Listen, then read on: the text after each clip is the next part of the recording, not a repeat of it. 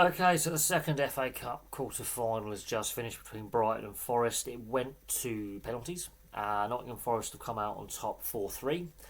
The game itself was really, really poor. I think I was expecting goals in this game with the goals per game average that both sides have at around 3 goals per game that they would normally score. So it was a very, very disappointing 0-0.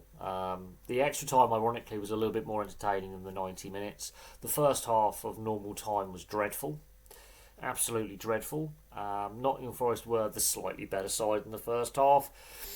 The second half, there was a bit more energy and a bit more pace in the game, but again, it wasn't particularly fantastic.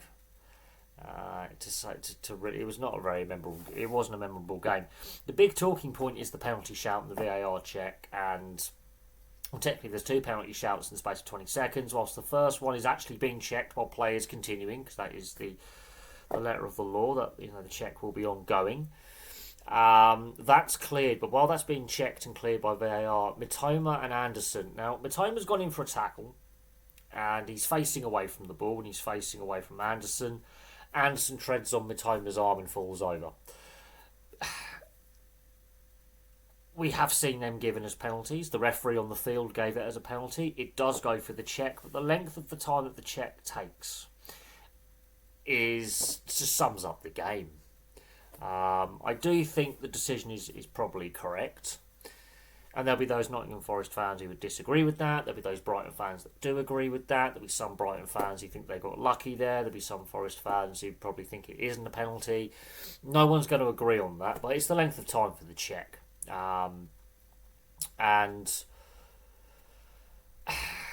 that was the controversial bit, I think, in the game. But it's cleared. It's just that length of time. There was a lot of added time in the game,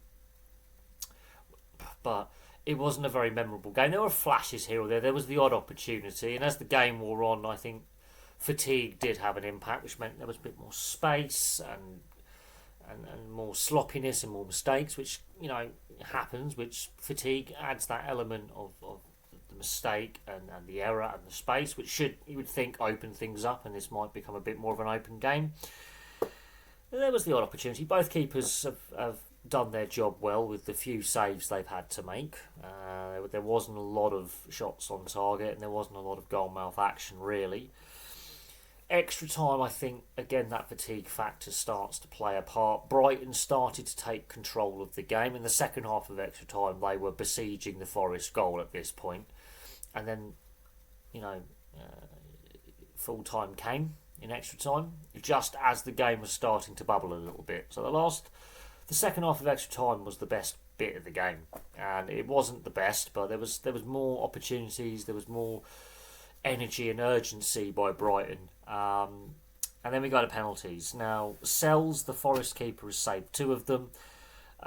Forest missed one of their penalties. Nico Williams put his penalty over the bar. So it's finished 4-3 on penalties, but it wasn't a very memorable game.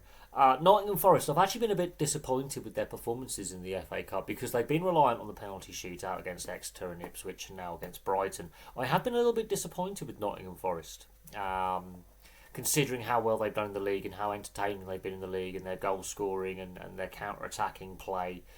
They're very good defensively, and they were very good defensively today, but they just didn't show as much in attack as we've seen. The first half of normal time, they played with a slightly different formation.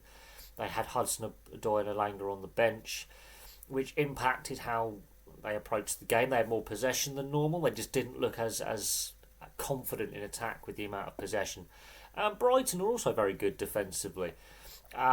Goals were expected in this game because of the goals per game average when these teams play. Is around 3 goals per game on average when these teams play. In games they're involved in. We had none in open play. We had none, and it was a really weird game. It was both teams were very conservative at times. There were flashes of passing moves and opportunities, but it just wasn't a great game. The penalty shootout was obviously tense, and there was 3 missed penalties, but wasn't a great game. I've been a bit disappointed with Forest this season in the FA Cup with how the last 3 rounds have gone, where they haven't actually really played their best, and Brighton, could have played better. Potentially should have played better. It was the second half of extra time where Brighton started to play, and started to show a bit of desperation, which makes you question where it was in the previous 105, 110 minutes of play. But in the end of the day, Forest held their nerve in the shootout. Not a game that will live long in the memory. I hope the games tomorrow are more entertaining than this one, because I was sort of half tempted just to switch off. It got to that point. I was after attempt to switch off. It wasn't a great advert for football and the FA Cup. It was unfortunate. And in years past, that would have gone to a replay at the City Ground in Nottingham. But obviously, with the replays being completely axed now, we don't get that. And I do also think the international break has had an impact on the performance as well. It sort of had an impact on the Palace Fulham game as well, where you could definitely see the intensity levels weren't quite there, and you could see some players were fatiguing earlier in the game.